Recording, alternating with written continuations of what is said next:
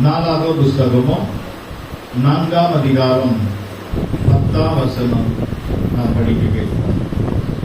யாவேஸ் இஸ்ரவேலின் தேவனை நோக்கி, தேவரீர் என்னை ஆசீர்வதித்து என் எல்லையை பெரிதாக்கி உமது கரம் என்னோடு இருந்து தீங்கு என்னை துக்கப்படுத்தாதபடிக்கு அதற்கு என்னை விலக்கி காத்தருளும் என்று வேண்டிக் கொண்டான். அவன் வேண்டிக் கொண்டதை தேவன் அருளினார். ஆமென். கர்த்தருக்கு ஸ்தோத்திரம். யாபேசு வேண்டிக் கொண்டான். அவன் வேண்டிக் கொண்டபடியே கர்த்தர் அவனுக்கு அருளினார். ஒரே வசனத்துல கேள்வி, ஒரே வசனத்துல ஆன்சர், ஒரே வசனத்துல ஜெபம், ஒரே வசனத்துல ஜெபத்துடைய தேவைகள். ஆமென். ஹல்லேலூயா. கர்த்தருக்கு ஸ்தோத்திரம்.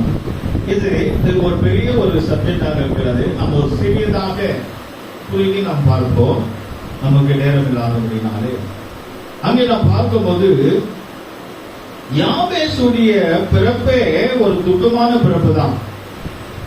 அங்கே யாபேசுடைய தாய் அவள் சொல்லுகிறார், நான் துக்கத்தோட அவனை பெற்றேன் என்று சொல்லி அவனுக்கு யாபேஸ் என்று பெயரிட்டார். பிறக்கும் போது பாத்தீங்கன்னா துக்கத்தோட தான், வேதனையோட தான் அவளை பெற்றது. அதனாலதான் ரொம்ப துக்கத்தோட கஷ்டத்தோட அற்பமாய் இருக்கிறவர்கள் வளர வளர வளர கர்த்தருக்குள் அவர்கள் பெரிய லெவல்ல வருவாங்க. அல்லேலூயா. உலக பிரகாரமா பார்ப்போம்னா அப்துல் கலாம் பிரசிடென்ட் ஆன ஒரு இந்தியால இருக்கிற ஒரு பிரசிடென்ட் உலக பிரகாரமா யோசிப்போம்னா அப்துல் கலாமை பார்ப்போம். அவர் சாதாரண ஒரு தமிழ்நாடு ராமேஸ்வரத்தில் இருந்த ஒரு சின்ன ஒரு ஸ்கூல்ல தான் அவர் படிச்சார். ஆனா அந்த நாட்டுக்கே அவர் ஒரு பெரிய ஒரு சயின்டிஸ்டாக மாறினார்.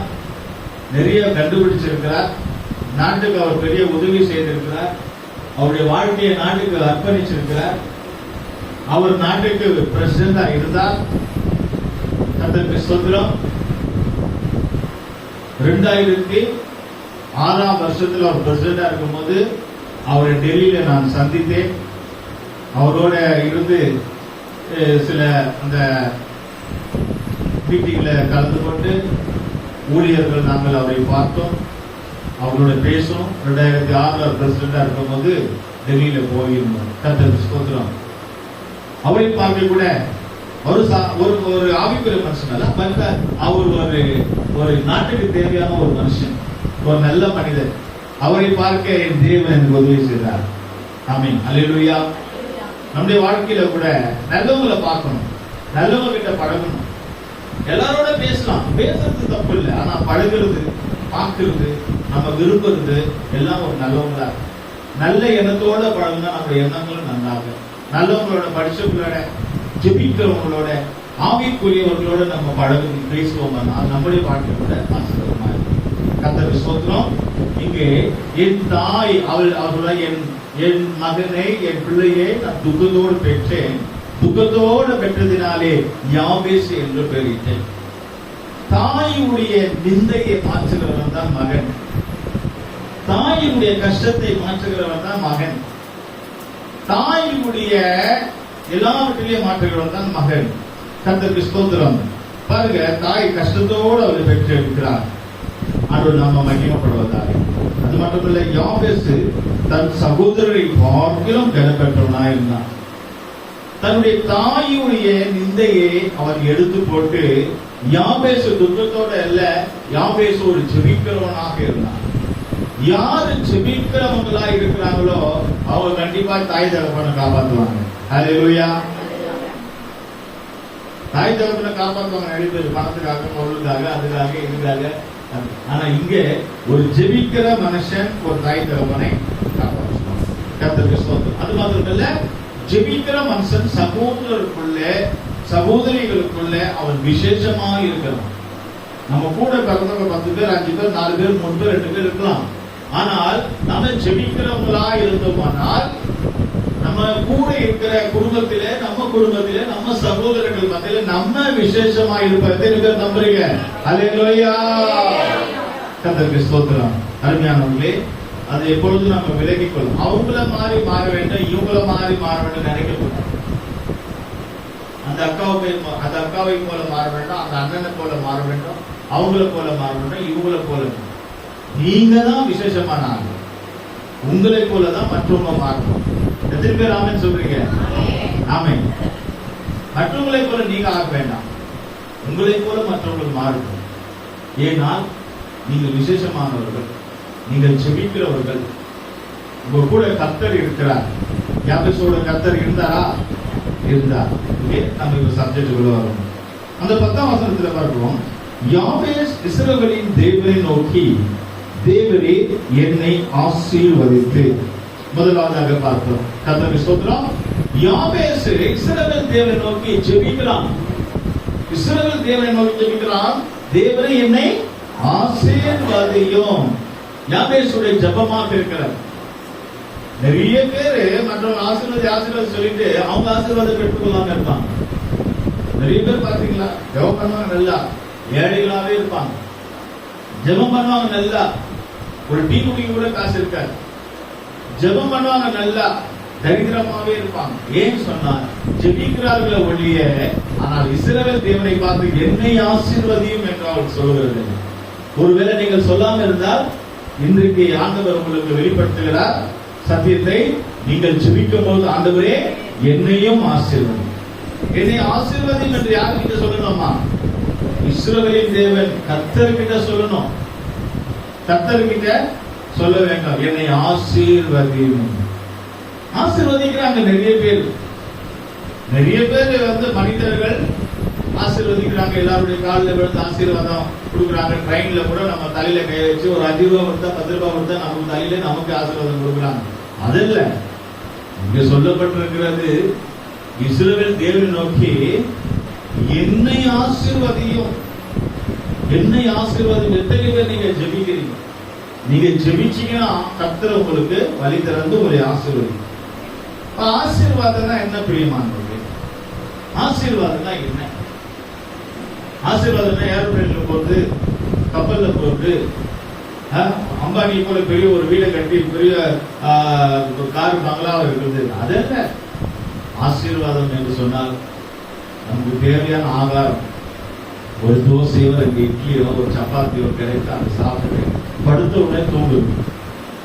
படுத்த உடனே ஒரு தூக்கம் வருதுல்ல, அதான் ஆசீர்வாதம். பசிக்கு ஒரு 2 இட்லி கிடைக்குதுல்ல, அதான் ஆசீர்வாதம். படுக்க ஒரு சின்ன ரூம் இருக்குல்ல, அதான் ஆசீர்வாதம். பங்களா தேவை, நமக்கு ஒரு சின்ன ரூம், படுக்க ஒரு அறை, சாப்பிடுவதற்கு ஒரு 2 இட்லி, நிம்மதியான ஒரு தூக்கம். இதுதான் ஆசீர்வாதம். எத்தனை பேருக்கு இந்த ஆசீர்வாதம் இருக்கிறது? கோடி கோடியா பணம் வச்சிருக்கான், தூக்கம் வரவில்லை. பெரிய பங்களா வைக்கிறான், அவனால அந்த தூங்க முடியவில்லை.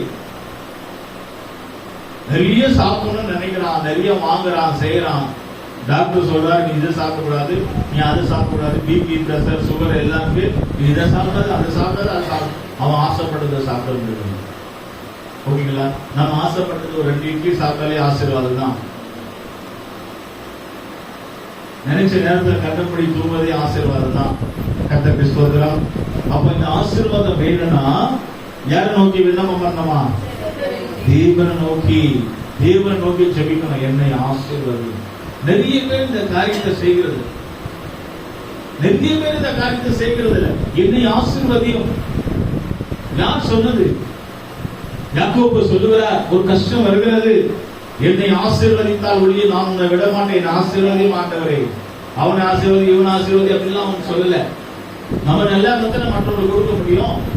ஆண்டவர் என்ன சொன்னார்? உன்கிட்ட 2 இருந்தா ஒன்னு நீ வச்சுட்டு ஒன்னு கொடுத்து சொன்னாரு இல்லையா? அப்ப நம்மகிட்ட இருந்தா தானே கொடுக்க முடியும். ஒரு 100 ரூபாய் இருந்தா ஒரு 50 ரூபாய் வச்சுட்டு 50 ரூபாய் நம்ம செலவு பண்ணா கொஞ்சம் கொடுக்கலாம். நம்ம கிட்டே ஒண்ணு இல்ல, அப்ப நம்ம எப்படி கொடுக்க முடியும்? கர்த்தருக்கு ஸ்தோத்திரம். அப்போ அதனால யாக்கோபு எல்லாருக்கும் கொடுப்பதற்கு முன்பாக அவரும் ஜெபிக்கிறான், என்னை ஆசீர்வதித்தால் ஒழிய நான் உன்னை விட, என்னை ஆசீர்வதி. யாக்கோபு போராடுகிறான், முழங்கால் படியிட்டு ஜெபிக்கிறான், என்னை ஆசீர்வதி. அருமையான சகோதர சகோதரிகளே, ஆண்டவர் என்னை ஆசீர்வதிக்கும் என்று நீங்கள் நினைக்கிறீங்க, ஆனா ஆசீர்வாதம் இல்லை. எப்படி ஆண்டவர் ஆசீர்வதிப்பார்? யாக்கோபை போல போராடி ஜெபிக்க வேண்டும், முழங்கால் இருந்து ஜெபிக்க வேண்டும். வயசாயிடுச்சுன்னா முழங்கால் போட முடியாது. அதனாலதான் வாலிப வயசுல இருக்கும் போதே முழங்கால் போடணும். நம்ம முழங்கால் போடணும்னு நினைக்கும் போது அன்னைக்கு போட முடியாது, முழங்கால ஜெபிக்க முடியாது. ஏன்னா வயதாகிவிடும், கால் வலி முட்டி வலி வந்துவிடும், அன்றைக்கு நம்மளால முழங்கால் போட முடியாது. அதனால வாலிபர்கள் முடிந்த அளவுக்கு முழங்கால தான் இருக்க வேண்டும். அல்லேலூயா. வாலிபர்கள் முழங்கால தான் நின்று ஜெபிக்க வேண்டும். வாலிபர்கள் ஒரு அலையில சொல்லுங்க.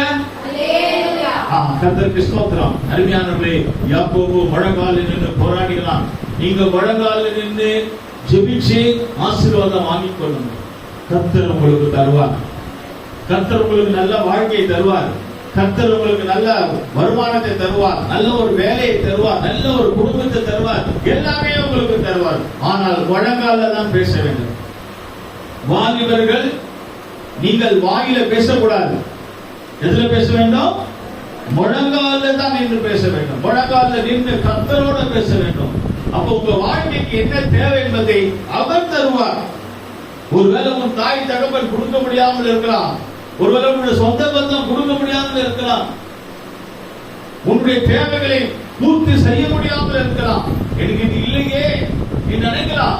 ஆனால் தாய் தகப்பனை காட்டிலும் எல்லாவற்றிலே காட்டிலும் இஸ்ரவேலின் தேவன் ஐஸ்வர்யம் உள்ளவர். உங்களுடைய முழங்காலுக்கு பதில் கொடுப்பார். அல்லேலூயா. யாக்கோபுடைய முழங்கால் பேசினது, என்னை ஆசீர்வதியும்.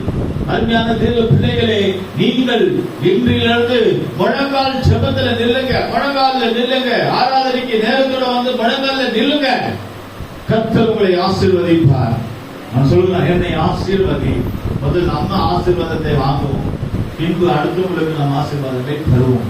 முதல் நம்ம சாப்பிடுவோம், அடுத்தவங்களுக்கு சாப்பாடு கொடுப்போம். முதல் நம்ம வேலைக்கு போவோம், அடுத்தவங்களை வேலைக்கு வைப்போம். முதல் நம்ம வீட்டை சுத்தம் பண்ணுவோம், அடுத்தவங்களுடைய வீட்டை சுத்தம் பண்ணுவோம். கர்த்தருக்கு ஸ்தோத்திரம். ஆண்டவரை நோக்கி நாம் வேற யாரையும் நோக்கி நம்ம ஜெபிச்சா ஒண்ணும் கிடைக்காது. ஆனால் இஸ்ரவேல் தேவனை நோக்கி நம்ம ஜெபிக்கும் போது கர்த்தர் நமக்கு செய்கிறார். இரண்டாவது, என் எல்லையை பெரிதாக்கி. எல்லையை பெரிதாக்கி சொல்லுகிறார். எல்லை என்றால் என்ன? இடம், லேண்ட், சொத்து, வீடு, வசதிகள். கர்த்தருக்கு ஸ்தோத்திரம். ஆவிக்குரிய விஷயங்கள்ல சபை, இதெல்லாம் நம்முடைய எல்லை. ஆண்டவர் பார்த்து சொல்லுகிறார், யாபேஸ் சொல்லுகிறார், என் எல்லையை பெரிதாக்கும் என்று. அவருடைய எல்லையை ஆண்டவர் பெரிதாக்கினார். அருமையானவர்களே, நம்முடைய வாழ்க்கையில கூட நம்ம ஜெபிக்க வேண்டும், என் எல்லையை பெரிதாக்கும். என்ன எல்லை? ஆபிரகாமை பார்த்து தேவன் சொன்னார், உனக்கு எவ்வளவு லேண்ட் வேணும்? உனக்கு எவ்வளவு லேண்ட் வேணும்? 1 கிலோமீட்டர் வேணுமா, அல்லது 1 ஏக்கர் வேணுமா? உனக்கு எவ்வளவு வேணும்? பூரா மாடலை வேணுமா, இல்ல சின்ன மார்க்கெட் பெரிய மார்க்கெட் எல்லாம் சேர்ந்து வேணுமா? உனக்கு எவ்வளவு இடம் வேணும்னு ஆண்டவர் கேட்கிறார்.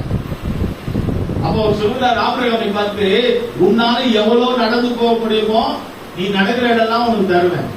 அப்ப இங்க இருந்து எவ்வளவு தூரம் நடந்திருப்பாரு ஆபிரகாம்? இங்க இருந்து என்ன செய்திருப்பாரு?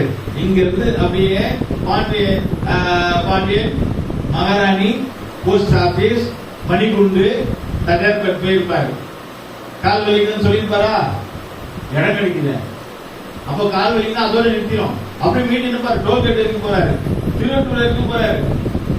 போதன்னு சொல்லிட்டு இங்க இருந்து திருவள்ளூர் வரைக்கும் எவ்வளவு தூரம் இருக்கு, அவ்வளவும் ஆபிரகாமுக்கு எழுதி கொடுத்துட்டாரு. வச்சுக்கப்பா, அவ்வளவு இடம். கர்த்தருக்கு ஸ்தோத்திரம். ஆபிரகாம் சொல்றாரு, நீ எங்கெல்லாம் நடந்து போறியோ அந்த இடத்தெல்லாம் உன் கால் வைத்த இடத்தை உனக்கு தருவேன்னு சொல்றார். கர்த்தருக்கு ஸ்தோத்திரம். அருமையானவர்களே, இன்றைக்கும் ஆண்டவர் நம்மளை ஆசீர்வதிக்கும்படியாய் கடந்து வந்திருக்கா. உன் எல்லையை பெரிதாக்குவேன். நீ ஒரு சந்த வீட்டுக்குள்ள இருக்கலாம், ஒரு குடிசையில நீ இருக்கலாம், ஒரு ஓடு போட்ட வீட்டுல இருக்கலாம், ஒரே ஒரு ரூம், ஒரு மாடி வீட்டுல, ஒரு ரூம்ல, வீட்டு கல்ல வீட்டுல இருக்கலாம். நீ இருந்தினா நீ அது கடைசி வரைக்கும் நீ அங்க இருக்கலாம்.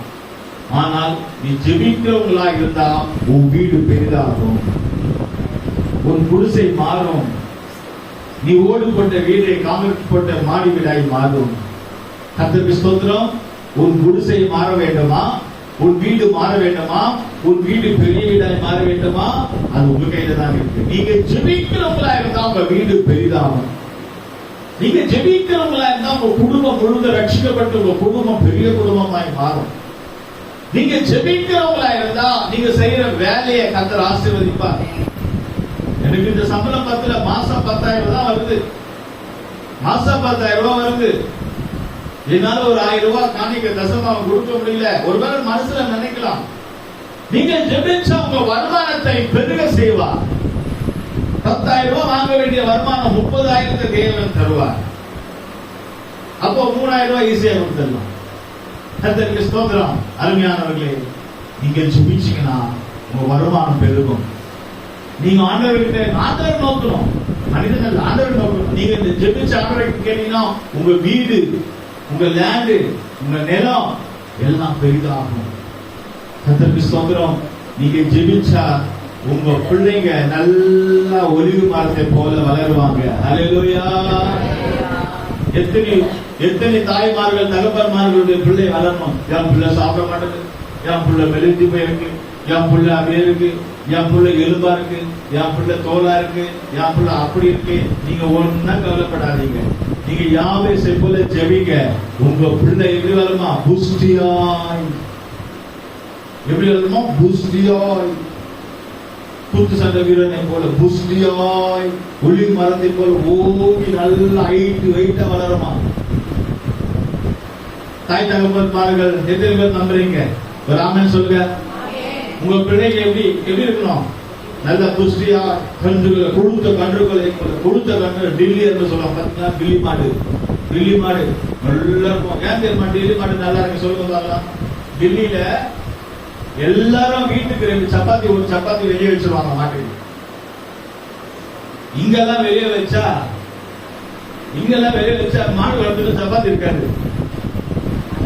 எல்லாரும் வீட்டுக்காரங்களும் ஒரு சப்பாத்தி மாடு கொடுப்பாங்க. இந்த டெல்லி இருந்த இந்த டெல்லி மாடு என்ன செய்யுமா? எல்லா வீட்டு சப்பாத்தி சாப்பிட்டு நல்லா கொழுன்னு டெல்லி மாடு ஹைட் வெயிட்டா இருக்கும்.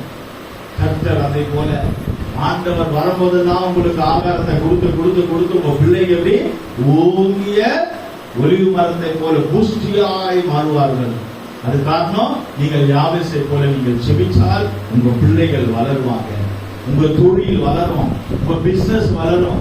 சிலர் பார்க்க வியாபாரம் இல்ல சொல்லுவாங்க. ஏன் வியாபாரம் இல்ல?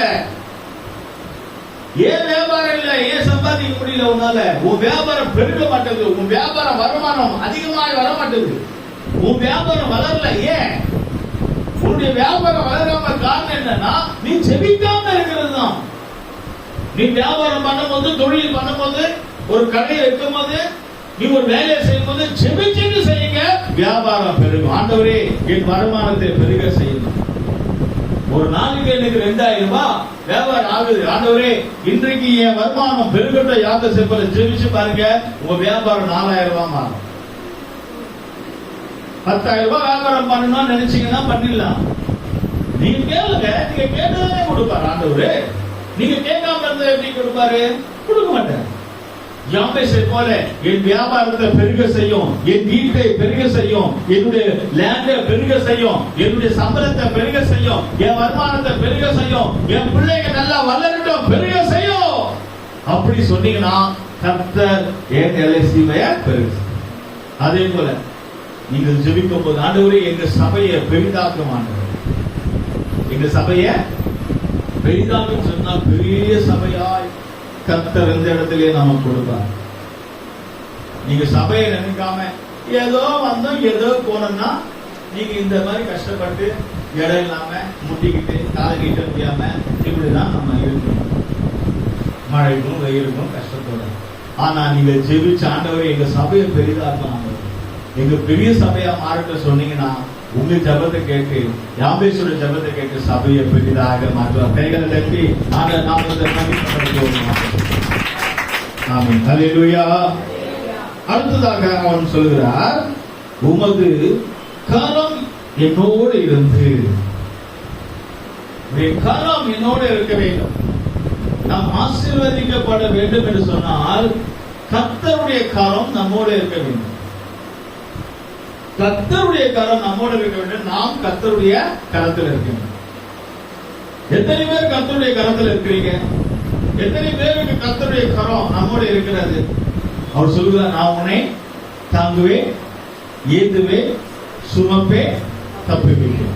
தாங்குறார் கரத்துல, முதல் தாங்குறார், கஷ்டத்திலும் நஷ்டத்திலும் தாங்குறார், சுமக்கிறார். ஒரு தாயத்துல நம்ம சுமக்கிறார். எவ்வளோ குறைகள் இருக்கு, எவ்வளோ தப்பு பண்றோம், என்னென்னவோ பண்றோம், ஆண்டவர் சுமக்கிறார் இல்லையா? சரி போ, இனி நீ திருந்திடுவ, சரி போ, இனி மனம் மாறிடுவ, நீ சரியாயிடுவ, சரியான ஒரு சுமக்கிறார். ஏந்தி கொண்டு போறார். கடைசியா தப்பி வைக்கிறார். வர ஆபத்திலிருந்து தப்பி வைக்கிறார். நமக்கு ஆபத்து வராம இருக்கணும்னா கர்த்தருடைய கரத்துல இருக்கணும். கர்த்தருடைய கரத்துல இல்லாமல், ஆராதனை இல்லாமல் நம்ம அங்க இங்க சுத்தி கொண்டு இருந்து கொண்டு போய் கொண்டு வந்து கொண்டு இருப்போம்னால் நமக்கு சேஃப்டி இல்லை, பாதுகாப்பு இல்லை. ஏன்னா கர்த்தருடைய கரத்துல இருந்தாதான் நமக்கு பாதுகாப்பு. நீங்க ஒவ்வொரு நாளும் பாருங்க, நியூஸ்ல பாருங்க, செய்தியில ஒவ்வொரு நாளும் மறைத்து கொண்டே இருக்கிறாங்க. பஸ்ல போகிறவங்களும் மறைக்கிறாங்க, ட்ரெயினும் விபத்துக்குள்ள ஆகுது, ஏரோப்ளைன்ல போகிறவங்களும் சாகுறாங்க, தண்ணி வந்து பிளட் வந்து சாகுறாங்க, நெருப்பு ஃபயர் ஆகி அங்கேயும் சாகுறாங்க, ஜனங்க செத்துட்டே இருக்கிறாங்க. கர்த்தருடைய பாதுகாப்பு நமக்கு இருக்கணும்னா கர்த்தருடைய கரத்துல நம்ம இருக்கணும். அல்லேலூயா. கர்த்தருடைய கரத்துல இருக்கணும். அப்பதான் ஆண்டவர் நம்மளே கொண்டு செய்வார். அவன் சொல்லுவான், உங்களுடைய கரம் என்னோடு இருப்பதாக. அதனால ஞாபகத்தை கொண்டு கர்த்தர் ஆசீர்வதித்தார். சகோதரர்கள் எல்லாரும் இருக்காங்க, அவங்கள மாத்திரம் தனியா ஆண்டவர் காட்டுறாரு. உங்க வீட்டுல நீங்க மட்டும் ஆண்டவர் தனியா உங்களை காட்டுவார், மகிமையா காட்டுவார், மேன்மையா காட்டுவார். சகோதரருக்குள்ளே அவன் மேன்மை மகிமையா இருக்கும். உங்க வீட்டுல, உங்க குடும்பத்துல, உங்க சபையில, இந்த சபையில கர்த்தர் உங்களை மேன்மையா காக்கணும்னா நீங்க கர்த்தருடைய கரத்துல இருக்க வேண்டும். பெரிய கோலியாத்து சத்துரு நின்று கொண்டிருக்கிறான். தாவீது என்ன செய்கிறான்? 5 குழாங்களை எடுத்துக்கொண்டான், பாக்கெட்ல அடுப்பையில போட்டான். இப்போ அந்த கோலியாத்து சத்துருவை அடிக்கணும், அவன் சிந்தையை நெற்றில அடிக்கணும்னு சொன்னா 5 கல் இருக்கு. சபையில இருக்கிற எல்லாரும் ஆண்டவர் எடுக்கல. அந்த 5 கல்லுல கையை விட்டு ஒரு கல்லு தான் எடுக்கிறான். கர்த்தர் ஒரு கல்லை தான் எடுக்கிறார். தாவீது ஒரு கல் தான் எடுத்தான், 2 கல் தான் எடுக்கல, ஒரு கல்லை தான் எடுத்தான். ஆனா 5 கல் இருக்கு பாக்கெட்ல, எமர்ஜென்சி வச்சிருக்கான். ஆனா அந்த 5 கல்ல ஒரு கல்லை எடுத்து அவன் சுருட்டி சரியா சாத்தானுடைய கோலியாத்துல நெற்றில அடித்தான். சாத்தான் கோலியாத்தை விழுந்து போனான், அவன் தலையை வெட்டினான். அல்லேலூயா. 5 கல் எடுக்கல, ஒரு கல். சபையில எல்லாரும் இருப்பாங்க, சபையில 100 பேர் இருப்பாங்க, எல்லாரும் வருவாங்க, எல்லாரும் போவாங்க, ஆனா சபையில தான் இருப்பாங்க. ஆனால் ஆண்டவர் எடுத்து பிரயோஜனப்படுத்துகிற அந்த ஒரு கல்லு தான். சபையில 100 பேர் இருப்பாங்க. நமக்கு ஒரு கேள்வி உண்டாகும், அவங்களாம் வராங்க போறாங்க, அவங்களுக்கு ஒன்னும் பாஸ்டர் கேட்க மாட்டாரு, ஒன்னும் சொல்ல மாட்டாரு, நம்மளதான் எப்போதும் நம்ம கையில் எடுக்கிறாரு, நமக்கு தான் எப்போதும் ஊழியம் கொடுக்குறாரு, நமக்கு தான் எப்பவுமே ஜெபம் பண்ண சொல்றாரு, நம்மளதான் எப்பவுமே சபைக்கு வா வா வான்னு சொல்றாரு. ஒரு கேள்வி இருக்கலாம், அவங்களெல்லாம் மட்டும் சொல்ல மாட்டாரு, விட்டாரு. அவங்க பாக்கெட்ல தான் இருக்கிறாங்க. அவங்கள வச்சு கோலியாத்தை கொல்ல முடியாது. அவங்க நல்லவங்க தான், இஷ்டம் போல வரவங்க இஷ்டம் போல போறவங்களும் விசாசு இல்ல, அவங்க நல்லவங்க தான், அவங்க பாக்கெட்ல. ஆனா அவங்கள வச்சு ஆண்டவர் ஒரு காரியம் செய்ய மாட்டார். அப்ப யாரு செய்யறாரு? ஒரு கல்ல தான் இருக்கிறார். ஒரு கல்லை எடுத்துதான் நெற்றியில சாத்தானுடைய வல்லமை அழிக்கிறார். அந்த ஒரு கல்லாய் நீங்களா நானா ஏன் இருக்கக்கூடாது? இன்றைக்கு அந்த ஒரு கல் சார்பு உள்ள கல்லாய் குழாங்கல் மோதி மோதி மோதி மோதி மோதி குழாங்கல் ஏங்க எந்த பக்கமும் அது பார்க்க அழகா இருக்கு. அது அந்த நதியில அந்த ஆறுல ஓடி ஓடி ஓடி ஒன்னோட ஒண்ணு மோதி மோதி மோதி மோதி இடிச்சு இடிச்சு இடிச்சு அசிங்கமான இருக்கிற ஒரு கல் அழகான ஒரு குழாங்கலாய் மாறுது. அது போலதான் சபைக்கு வந்து வந்து கர்த்தருக்காக ஜீவிச்சு ஒன்னோட ஒண்ணு முட்டி இடிச்சு மிஸ் அண்டர்ஸ்டாண்டிங் ஆகி மற்றவங்க நம்ம மேல போறாமையா இருந்து எரிச்சலா இருந்து என்ன சொன்னாலும் கண்டுக்காம இருக்கிறாங்க பாருங்க, அவங்கதான் குழாங்கல். தொட்டா சிலுவாங்க, என்ன தொடாத, தொட்டா சொல்லி ஒரு செடி இருக்குல்ல, தொட்டாலும் புஷ் போயிடும், தொடாத. கொஞ்சம் இடிச்சா போவோம், கொஞ்சம் கால்பட்டா போவோம், கொஞ்சம் கைப்பட்டா போவோம், அப்படி போனா போவோம், இப்படி போனா போவோம். அவங்கள வச்சு குழாங்கலா மாற முடியும். ஏன் சொல்லுங்க? இடிக்கணும், இடிச்சாதான். முன்னாடி போனா இடி, பின்னாடி போனா இடி. அப்படி இடி வாங்கினீங்கன்னா எங்க வாங்கலாம் தெரியுமா? கோயம்பேட்டு மார்க்கெட்ல, கொத்தாஞ்சபடி மார்க்கெட்ல, கோயம்பேடு மார்க்கெட்ல நீங்க போங்க. அழகா உங்களை இடிப்பாங்க. முன்னாடி ஒரு இடி, பின்னாடி ஒரு இடி, சைடுல ஒரு இடி, எல்லாம் மூட்டை, வெங்காய மூட்டை, தக்காளி மூட்டை, தேங்காய் மூட்டை, மூட்டை மூட்டை தூக்கி போவாங்க. நம்ம எங்க போனாலும் நம்ம ஒரு இடி. ஒரு 10 நாளுக்கு முன்னாடி தான் நான் ஒரு 2 இடி வாங்கிட்டு தான் வந்தேன். கர்த்தருக்கு ஸ்தோத்திரம். அருமையானவர்களே, வாழ்க்கையில எல்லாரும் இடிக்கிறாங்க, நம்மளை இடிக்கிறாங்கன்னா நம்ம குழாங்கலாய் மாறும். யாரும் தொடக்கூடாது, என்கிட்ட யாரும் வரக்கூடாது சொன்னா நீ அந்த சாதாரண கல்லாவே இருக்கணும். அந்த கல்லை வச்சு கோலியாத்தை அடிக்க முடியாது. அந்த உண்டிகோல்ல கவனையில் அந்த கல் நிற்காது. குழாங்கல் தான் அழகா இருக்கு. கோலி எந்த பக்கமும் பல இடத்துல இடி வாங்கி அடி வாங்கி இருக்கு இல்லையா? மோதி மோதி மோதி மோதி அந்த கல்லு பல இடத்துல அடி வாங்கி இருக்கு. பலரால அசிங்கப்பட்டு, பலரால அவமானப்பட்டு, பலரால நிந்திக்கப்பட்டு, பல கஷ்டங்களை பட்டு, பல உபத்திரவங்களை பட்டு அந்த கல்லை தான் சாத்தானுடைய தலையிலே தாவீது அடிச்சான். தாவீது இயேசு கிறிஸ்துவை காட்டுகிறது. கர்த்தர் உன்னை கொண்டு பெரிய காரியம் செய்ய வேண்டும் என்று சொன்னால், கர்த்தர் உன்னை கொண்டு அற்புதங்கள் செய்ய வேண்டும் சொன்னால், கர்த்தர் உன்னை கொண்டு அதிசயங்கள் செய்ய வேண்டும் என்று சொன்னால், நீ மௌனமா இருந்தால்தான் உன்னை கொண்டு ஆண்டவர் செய்வார். கர்த்தருக்கு ஸ்தோத்திரம். 5 கல் இருக்கிறது, அவன் ஒரு கல்லை தான் இருந்தான்.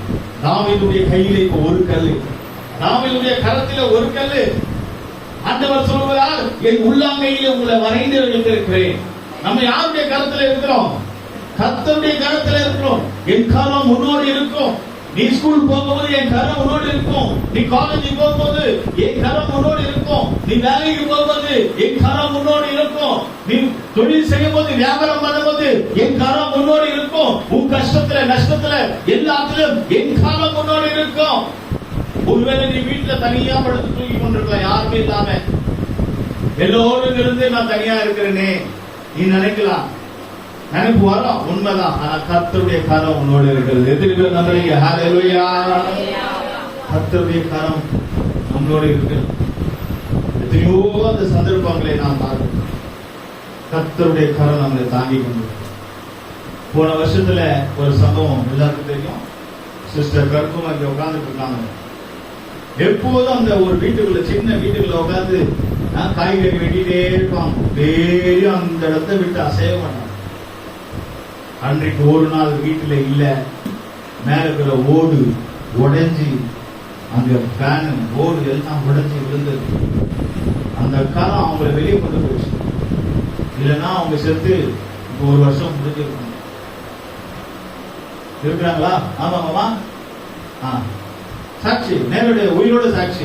ஏதோ நம்ம பின்னால கதை சொல்லல, யாரை பத்தி எதுவும் சொல்லல, நடந்த சம்பவம். டெய்லி ஒவ்வொரு நாளும் உட்கார்ந்துட்டு இருக்கிற இடத்துல கரெக்டா வீடை இடிஞ்சு விழும்போது, அன்றைக்கு ஆண்டவருடைய கரம் அவங்கள இழுத்து வெளியே தள்ளிட்டாரு. வெளியே போன அந்த வீட்டை வெளியே அனுப்பிட்டாரு. இடிந்து கால் விழுந்து ஃபேன் எல்லாமே உடைஞ்சி, ஓடு இரும்பு ராடு கூட எல்லாம் உடைஞ்சி விழுந்தது. அப்ப அது யார் காப்பாத்தினது? எந்த பிள்ளைகள் கூட இருந்தாங்க? எந்த பேர பிள்ளைங்க இருந்தாங்க? இல்ல எந்த விசுவாசி தான் இருந்தாங்க? யார் தான் இருந்தது? அக்கம் பக்கம் யார் இருந்தது? யார் இருந்தது? கதை பேச எல்லாரும் வருவாங்க, தப்பு இல்லை, பேசுவாங்க.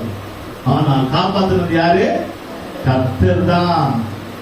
இந்த காலம் ஆண்டவருடைய கரம் அவங்களை பிடிச்சு வெளியே பிடிச்சு. கர்த்தருடைய கரத்துல இருந்தால் நமக்கு பாதுகாப்பு. கர்த்தருடைய கரத்துல இருந்தால் நாம் சத்துருவை மேற்கொள்ள முடியும். கர்த்தருடைய கரத்தில் இருந்தால் நம்மளை அவர் எடுத்து பெரிய காரியங்களை செய்வார். நாம் கர்த்தருடைய கரத்தில் இருக்கிறோமா? யாபேசு சொல்கிறான், உன் கரம் என்னோடு இருக்கிறது. எத்தனை பேர் கர்த்தருடைய கரத்துல வர விரும்புறீங்க? நான் கர்த்தருடைய கரத்துல இருக்கணும் ஆண்டவரே, நான் கர்த்தருடைய கரத்துல இருக்கணும் ஆண்டவரே நீ சொல்லிருக்கா, உங்களுக்கு எந்த ஆபத்தும் வராது, எந்த பிரச்சனையும் வராது. ஹல்லேலூயா. கர்த்தருடைய கரத்தில் நாம் இருப்போமாக. இன்னும் நிறைய வசனங்கள் இருக்கு, நமக்கு நேரம் ஆனதுனால நாம் மேலோட்டமா தான் போகிறோம். கர்த்தருடைய கரத்துல இருக்கும்போது அடுத்து என்ன வராதான்? தீங்கு என்னை துக்கப்படுத்தாதபடிக்கு. நம்ம கர்த்தருடைய கரத்துல இருக்கும்போது அடுத்தது தீங்கு நமக்கு வராது. தீங்கு செய்கிறவங்க, நமக்கு விரோதமாய் செய்வன பண்றவங்க, சூனியம் பண்றவங்க, பிலிசூனியம் வைக்கிறவங்க, நமக்கு விரோதமா பேசுறவங்க, நம்மள ஒரு கேவலமா அசிங்கமா பேசுறவங்க, எரிச்சலா பேசுறவங்க, அதெல்லாம் என்ன செய்யலாம்? பலிக்காது.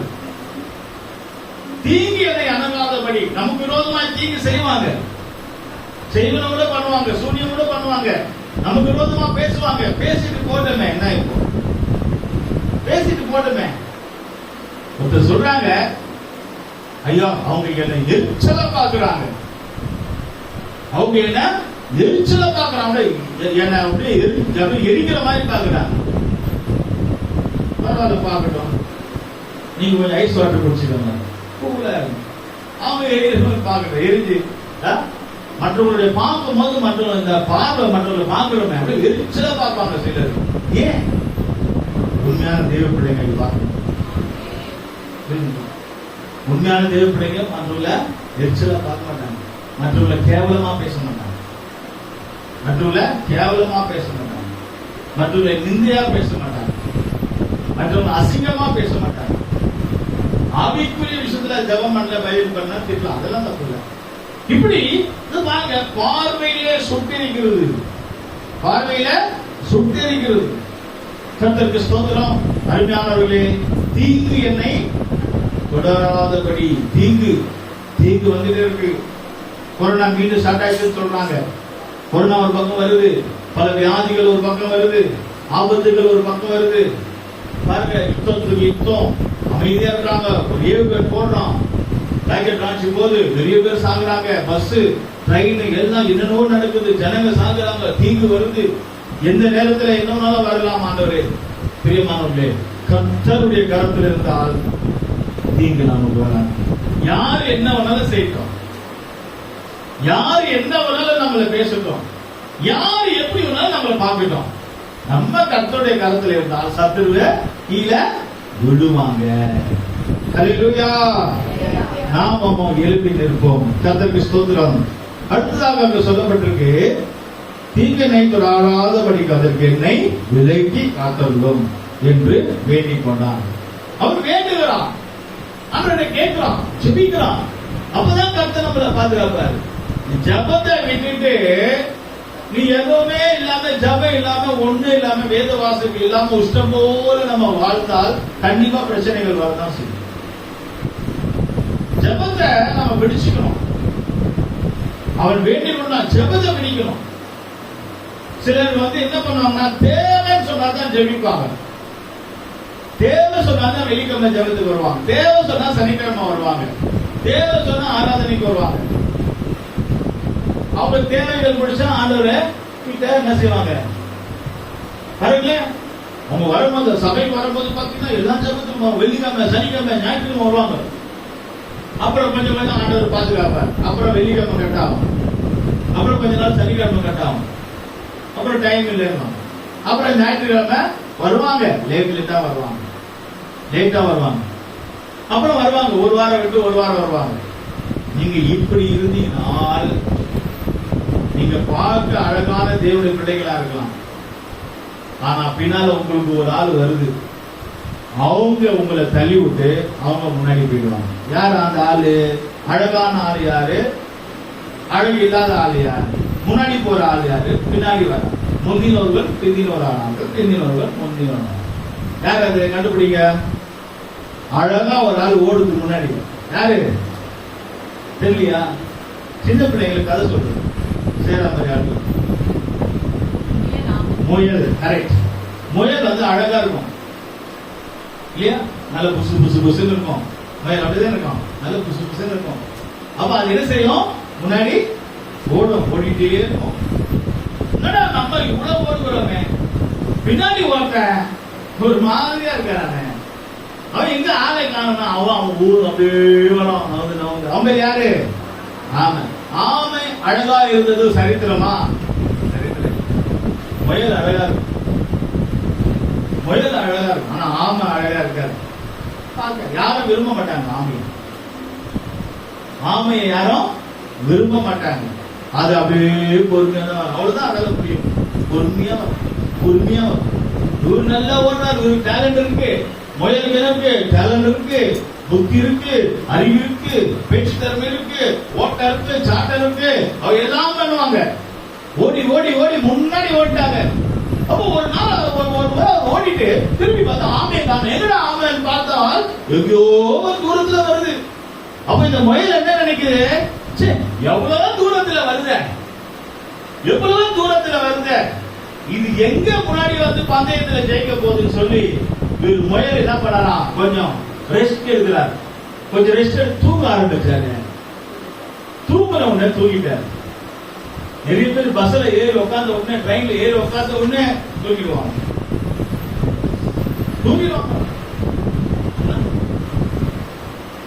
நேற்று கோயம்புத்தூர்ல இருந்து சென்னைக்கு வரும்போது ஒருத்தன் ஏறின உடனே படுத்துட்டான் ட்ரெயின்ல. ஒரே சத்தம். என்னடா யாரா சத்தம்? ஒருவேளை பாஸ்டமா தான் சத்தம் போட்டாங்கன்னு அவங்கள பார்த்தா அவங்களும் இல்லை.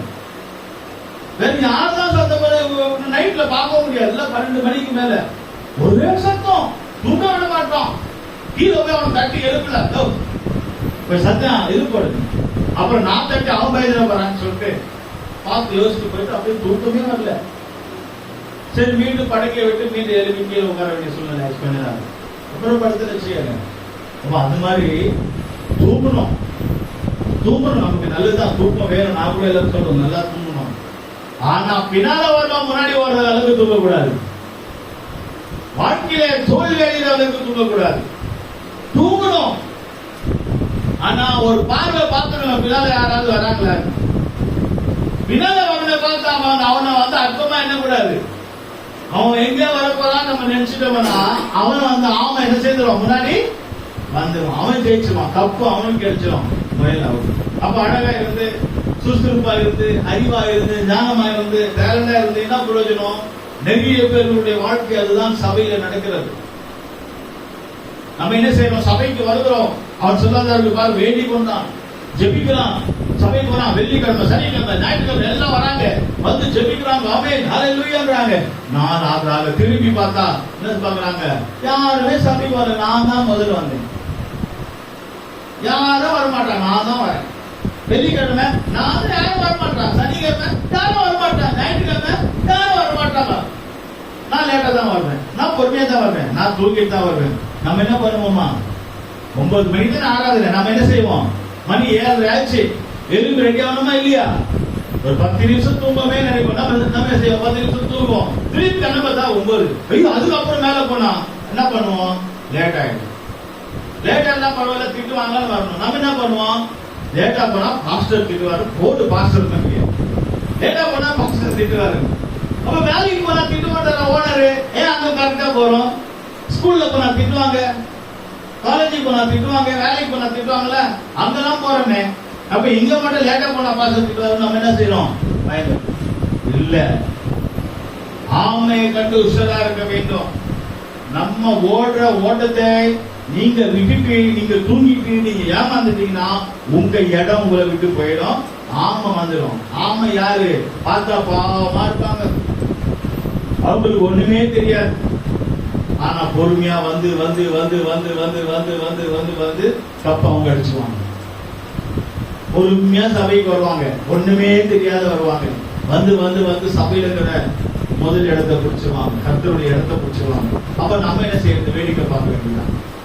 அப்புறம் நம்ம என்ன பண்ணோம், பின்னால வருவங்கெல்லாம் முன்னாடி போயிட்டாங்க. பாஸ்டர் நம்மளெல்லாம் மறந்துட்டாரு, நம்ம தான் ஃபர்ஸ்ட் வந்தோம், நம்மளெல்லாம் மறந்துட்டாங்க அப்படி சொல்ற வேலை. நீ ஆமையா இருந்தாலும் நீ முன்னாடி வரவேன்.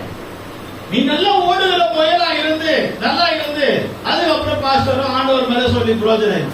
உன் இடத்தை நீ விட்டுட்டால், உன் ஓட்டத்தை நீ விட்டுட்டால், நீ தூக்கிட்டால், நீ சோம்பேறித்தனமா இருந்துட்டால், நீ அவிசுவாசமா இருந்துட்டால், பின்மாற்றமா இருந்துட்டால், உன்னை ஓவர்டேக் ஒரு ஆள் வந்துடும். அதான் நம்ம சாலமன் ஞானி சொல்லுகிறார், ஏ சோம்பேறியே, நீ எவ்வளவு நேரம் தூக்கிட்டு இருந்த ஆராத நேரத்துல ஓ எறும்பு கிட்ட கற்றுக்கொள். எறும்பை பார்த்திருக்கீங்களா? எறும்பு ஓடிட்டே இருக்கும், ஓடிட்டே இருக்கும், ஓடிட்டு எங்கேயாவது எறும்பு தூங்குனதை பார்த்திருக்கீங்களா? தூங்காது, எறும்பு தூங்காது, ஓடிட்டே இருக்கும். எப்படி நமக்கு ஒரு சனிக்கிழமை வந்தால் நம்ம என்ன பண்ணுவோம், ஞாயிற்றுக்கிழமை ஐயோ வருதே, துணி அயன் பண்ணி வைக்குவோம், நம்ம வீட்டு வேலையெல்லாம் செய்வோம், ஆராதனைக்கு போகணும், ஜெபத்துக்கு போகணும், எங்க நம்ம வெள்ளை ட்ரெஸ் எங்க ட்ரெஸ் தேடுவோம் இல்லையா? அப்ப நம்ம சுறுசுறுப்பா சுறுசுறுப்பா சுறுசுறுப்பா ஓடி வர நேரத்துல எதிர்க்க ஒரு ஆள் வந்தா என்ன பண்ண, எதுக்கு என்ன பண்ணுமா, முன்னாடி போய் பிரைஸ்லாம் சொல்லிட்டு போ. எதிர்க்க ஒரு ஆள் வருது, நீங்க நல்லா பார்த்துக்கிட்டு எருமை சந்திச்சுட்டு போகும். எறும்பு என்ன செய்ய எதிர்பாருங்களா சந்திச்சுட்டு தான் போனோம். அது எதிர்க்க வந்து இது சைடுல டர்ன் பண்ணாது. எப்பவுமே எறும்பை மட்டும் பாருங்க, எதிர்க்க வர எறும்பை சந்திச்சுட்டு பிரைஸ் எல்லாம் சொல்லிட்டு தான் வரும். உடனே வந்துடும். அப்ப நம்ம எதிர்க்க யாராவது ஒருத்தர் வராங்க, ஒரு விசுவாசி வராங்க, இல்ல நமக்கு பிடிக்காத வராங்க, யாரோ ஒருத்தர் வராங்க, நம்ம என்ன பண்ணுவோம்? அவங்களுக்கு டக்குனு மூஞ்சி அப்படி திருப்பி கொண்டு போயிடும். பிரைஸ் எல்லாம் சொல்லி பாருங்களேன். இந்த எறும்பு செய்யறது, அதான் எறும்பு கிட்ட கத்துவோம். மற்றவங்களுக்கு பிரைஸ் எல்லாம் சொல்லி பாரு, மற்றவங்களுக்கு சோதனை பண்ணு, மற்றவங்களை கனப்படுத்து, மற்றவங்களை கேவலமா நினைக்காத, அர்த்தமா நினைக்காத, மற்றவங்க ஏதோ நினைக்காத. அவன் மூஞ்சி நான் பார்க்க மாட்டேன், அவங்கள பரவத்துக்கு வருவாங்க, அப்ப எப்படி பார்ப்பேன்? கர்த்தருக்கு ஸ்தோத்திரம் இல்லையா? அப்போ மற்றவங்களை சோதனை சொல்லிட்டு போயிட்டே இருக்கு. எறும்பு சந்திச்சுட்டு போயிடும். நீங்க கதை பேசாம சிலர் பாருங்க வயது எடுத்துட்டே வருவாங்க சபைக்கு. யாராவது எங்க போறீங்க பேசுறாரு, என்னமா அப்புறம் கதை பேசிட்டு ஐயோ டைம் ஆச்சு போனா நின்று பேசிட்டே இருப்பாங்க. அதனால தான் அந்த தொட்ட மந்திரவாதி சொன்னால், என்னை பார்க்க வரும்போது நீ பின்னாடி பார்க்க கூடாது, சைட்ல பார்க்க கூடாது, யாராவது உங்ககிட்ட பேசணும் உங்ககிட்ட பேசக்கூடாது, உன் தலையில எல்லாத்தையும் வைத்துக் கொண்டு மல்லிகை ஜாமான், மிளகா பொடி, காஞ்ச மிளகா, வெல்லம், உப்பு எல்லாத்தையும் எடுத்துக்கொண்டு யாருக்கிட்ட பார்க்காத நேரா வந்து சேரணும். தொட்ட மந்திரவாதி ஏன் தெரியுமா? நீ எங்கேயாவது போற, அவங்ககிட்டயா போற, அவன் டூப்ளிகேட் ரூபாய் ஒரு மந்திரவாதி சொல்லிட்டானா அது வர ஆசீர்வாதம் போயிடும். உலக பிரகாரமாக அப்படிதான் அவர் சாட்சி சொன்னார். மனம் திருப்பி அருமையானவர்களே, நாம் எங்கே வருகிறோம் பார்த்து சோதனம் பண்ணி நிக்க கூடாத வழியில வீட்டில இருந்து கிளம்புனா நேரம் வந்து சேர்ந்தது. நீ நின்னா உன் சமாதானம் போயிடும். நீ நின்று யாருக்கிட்ட பேசுறீங்க உன் சமாதானம் போயிடும். கர்த்தருக்கு சோதர நேரம் ஆகிறதுனால நான் முடிக்கிறேன். இதுல பார்க்கும்போது அங்க கடைசியாக என்ன சம்பவிக்கிறது பாருங்க. அவர் வேண்டிக் கொண்டான், அவன் வேண்டிக் கொண்டதை தேவன் அருளினான். ஹல்லேலூயா. அவன் என்னெல்லாம் கேட்டானோ ஆண்டவரே என் வீட்டை பெருசாக கேட்டான், எல்லையை பெருசாக கர்த்தர் அவனுக்கு செய்தார். என்னை ஆசீர்வதியும் என்று சொன்னான், கர்த்தர் அவனை ஆசீர்வதித்தார். தீங்கு எனக்கு வரக்கூடாது, பிரச்சனைகள் எனக்கு வரக்கூடாது, தொல்லைகள் எனக்கு வரக்கூடாது. அதிகாலையிலே எழுப்பி ஜெபிக்கிறான். ஒரு அதிகாலையிலே ஜெபிக்கிறவங்களுக்கு எந்த பிரச்சனையும் வராது, குடும்பத்திலே சமாதானம். கர்த்தருக்கு ஸ்தோத்திரம். என்னெல்லாம் வேண்டிக் கொண்டானோ கர்த்தர் அதெல்லாம் செய்தார். உங்களுக்கு என்ன வேணும், உங்களுக்கு என்ன வேணும் ஆண்டவர்கிட்ட சொல்லுங்க. ஆண்டவர் இன்றைக்கு ஆராதனையில உங்களுக்கு பலன் வேணுமா? கண்களை மூடுவோமா? கர்த்தருடைய சமூகத்தில் ஒப்படைப்போமா? ஆண்டவர் இறங்கி நம்முடைய மத்தியில இறங்கி வரட்டும். கர்த்தருடைய ஆசீர்வாதங்கள் ஆண்டவருடைய கரத்தில் நீ வருவாயா? ஆண்டவருடைய கரம், அவருடைய கரம் என்னோடு இருக்கிறது என்று யாபேசு சொன்னார். அருமையான தேவ பிள்ளையே, நீ யாருடைய கரத்தில் இருக்கிறாய்? நீ எங்க இருக்கிறாய்? நீ யாருகிட்ட இருக்கிறாய்? நீ பிசாசுடைய கரத்தில் இருக்கிறாயா அல்லது தேவனுடைய கரத்தில் இருக்கிறாயா? பிசாசுடைய கரத்தில் இருந்தால் உன் வாழ்க்கை அப்படியே உலக பிரகாரமாய் போய்விடும். பின்பாக நீ ஆசீர்வாதங்களை பெற்றுக்கொள்ள முடியாது. குடும்பத்தில் கஷ்டங்கள் பிரச்சனைகள் வரும். ஆனால் நீ தேவனுடைய கரத்தில் வருவாயானால் தேவன் உன்னை கொண்டு அந்த கோலியாத்தை கொல்லபடியாக தாவீது கரத்தில் இருக்கிற கூடாங்கள் தான் கோலியாத்தை கொன்றது. சாத்தானுடைய திட்டங்களை, சாத்தானுடைய வல்லமைகளை, பிரச்சனைகளை, எல்லா வல்லமைகளையும் உன்னை கொண்டு தேவன் வல்லமையாக பயன்படுத்துவார். உன்னை கொண்டு சாத்தானை முறியடிப்பார். உன்னை கொண்டு சபையை கட்டுவார். உன்னை கொண்டு வீட்டை கட்டுவார். உன்னை கொண்டு தேவன் அற்புதங்களை செய்வார். யாபேசை போல நாம் ஒப்படைப்போமாக. ஆண்டவரை நோக்கி பார்ப்போமாக. அவர் இஸ்ரவேல் தேவனை நோக்கி பார்க்கிறார். ஆண்டவரே தேவனை நோக்கி பார்ப்போம் என்றால் கர்த்தர் நிச்சயமாக பதில் தருவார். உன் ஜெபத்துக்கு பதில் கிடைக்கும். கர்த்தர் உன் ஜெபத்துக்கு பதில் கொடுப்பார். உன் ஓட்டத்தை நீ ஓடு. நீ அவங்கள பார்க்காத.